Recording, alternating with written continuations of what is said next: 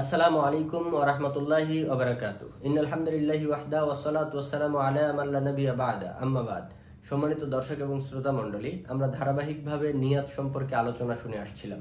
কেননা আমরা জানি কোনো ইবাদতই কবুল হবে না যদি আপনার নিয়াত পরিশুদ্ধ না হয়।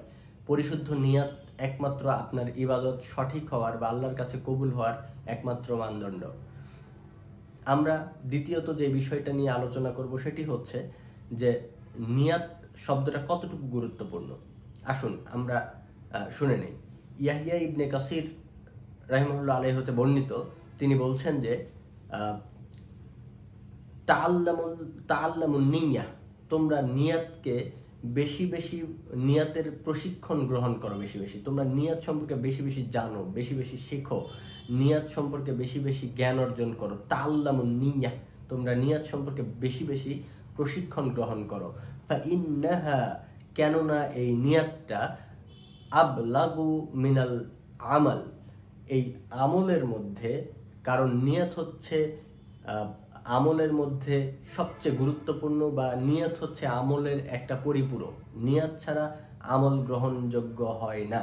তাহলে আমরা এখান থেকে বুঝতে পারলাম যে তিনি বলছেন যে নিয়াতটা কতটা গুরুত্বপূর্ণ, এটি ভালোভাবে শিখে নিতে বলছেন। কেননা নিয়াত হচ্ছে সবচেয়ে বেশি গুরুত্বপূর্ণ এবং প্রত্যেকটা আমল কবুল হওয়ার জন্য এই নিয়াতটা আমলের সাথে পরিপূরক, সম্পৃক্ততা রাখে।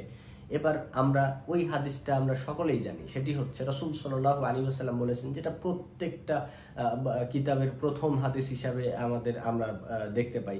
সেই হাদিসটা রাসূল সাল্লাল্লাহু আলাইহি ওয়াসাল্লাম বলছেন, ইন্নামাল আমাল বিন্নিয়াহ, প্রত্যেকটা আমল নির্ভর করে নিয়াতের উপরে। আপনি যে আমলটাই করুন না কেন, ইন্নামাল আমালু বিন্নিয়াহ, সেই আমলটা নির্ভর করবে নিয়াতের উপরে। যদি আপনি ফামান কানা হিজরাতুহু ইলাল্লাহ ওয়া রাসূলিহি, যদি আপনার নিয়াতটা হয় আল্লাহ এবং আল্লাহর রাসূলের উদ্দেশ্যে আপনার হিজরত হয়, তাহলে আপনি যেমন সেই হিজরতটা আল্লাহ এবং আল্লাহর রাসূলের দিকেই গণ্য হবে। যদি আপনার কোনো নারীর উদ্দেশ্যে, নারীকে পাবার উদ্দেশ্যে, সুন্দরী মেয়েকে বিবাহ করার উদ্দেশ্যে আপনি হিজরত করেন, তাহলে আপনি সেটাই পাবেন। আপনার নিয়াতটা নির্ভর করবে, আপনার আমলটা নির্ভর করবে নিয়াতের উপরে। তাহলে আমরা এই হাদিসটা খুবই বিখ্যাত একটি হাদিস, সকলেই আমরা জানি, এবং প্রত্যেকটা বড় বড় গ্রন্থের প্রথম হাদিস সেটা হচ্ছে ইন্নামাল আমালু বিন্নিয়াহ।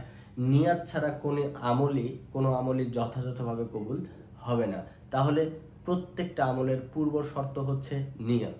আমরা অনেক সময় দেখি যে আমরা নতুন বিয়ে করেছি, শ্বশুর বাড়িতে গিয়েছি, বা শ্বশুর বাড়ির লোকজন, আমি যদি এই কাজ না করি, এই আমল না করি, তাহলে কি বলবে? বিয়ের বাড়িতে বেড়াতে এসেছে, আমি যদি এখন সুন্দরভাবে নামাজ সালাত আদায় না করি, তাহলে আমার বিয়াই বা তার বাড়ির লোকেরা কি বলবে, আমার দিকে কটু কথা বলবে, ইত্যাদি ইত্যাদি আমরা হরহামেশাই দেখি। আমি ছোটবেলায় একবার দেখছিলাম যে এক রাজনৈতিক ব্যক্তি রাজনৈতিক প্রচারণায় বের হয়েছে, তো খুব উৎসুক হয়ে তার পিছনে পিছনে যাচ্ছিলাম। দেখলাম এক মসজিদে আসরের সালাত আদায় করলেন, পরবর্তীতে আরেক এলাকায় যাওয়ার পরে দেখছেন যে ওখানেও আসরের সালাত হচ্ছে। অজু আছে না নাই সেটা খুব বড় বিষয় নয়, রাজনৈতিক প্রচারণায় নেমেছি। লোকজন যদি দেখে যে আমার নেতা সালাত আদায় করে না, তাহলে আমার মান সম্মান থাকবে না, ভোটও পাবো না। সো সে ওই মসজিদে গিয়ে আবারও সালাত আদায় করলো, নিজে দেখা 2 মসজিদে গিয়ে একই সালাত আদায় করছে। ঠিক আমরা আবার আমাদের নিয়াতের কতটুকু গ্রহণযোগ্যতা একটু দেখুন। আমরা সালাত আদায় করছি মসজিদে গিয়ে, আবার পীরের দরবারে গিয়ে মাথা ঠুকছি, এই দুটি আমরা একসাথে করছি। আমাদের নিয়াত কোন দিকে? আমরা যদি আল্লাহ রাব্বুল আলামিনকে সন্তুষ্ট করতে যাই, তাহলে আমরা পীরের দরবারে বা কবরের কাছে গিয়ে মাথা নত করতে আমরা পারি না, কেননা এটা প্রকাশ্য শিরক এবং স্পষ্ট শিরক। আল্লাহ রাব্বুল আলামিনের একত্ব এবং শিরক একসাথে একই রাস্তায় চলমান হতে পারে না। তাই যখন আমি দুটো একসাথে করব, তখন বুঝতে হবে আমার নিয়াতের মধ্যে গড়বড় রয়েছে। নিয়াতের মধ্যে যদি গড়বড় থাকে, তাহলে সেই আমল কখনোই কবুল হবে না। পরিশেষে আমি আবারও বলতে চাই, রাসূল সাল্লাল্লাহু আলাইহি ওয়াসাল্লাম বলেছেন, ইন্নামাল আমালু বিন্নিয়াহ, নিশ্চয় প্রত্যেকটা আমল নির্ভর করে তার নিয়তের উপরে। তাই আসুন আমরা আমাদের প্রত্যেকটা আমল মানুষকে দেখানোর জন্য নয়, বরং আমাদের অন্তরকে পরিচ্ছন্ন করে একমাত্র আল্লাহ রাব্বুল আলামিনের সন্তুষ্টি চিত্তে আমরা নিয়াত করি। আল্লাহ আমাদের সেই তৌফিক দান করুক এবং আমাদের ইবাদতকে তিনি পরিচ্ছন্ন নিয়াতে করার তৌফিক দান করুক, এই দাবি আল্লাহ রাব্বুল আলামিনের কাছে রাখছি। সুবহানাকাল্লাহুম্মা ওয়া বিহামদিকা আশহাদু আল্লা ইলাহা ইল্লা আনতা আস্তাগফিরুকা ওয়া আতুবু ইলাইক। আসসালামু আলাইকুম ওয়া রাহমাতুল্লাহি ওয়া বারাকাতুহু।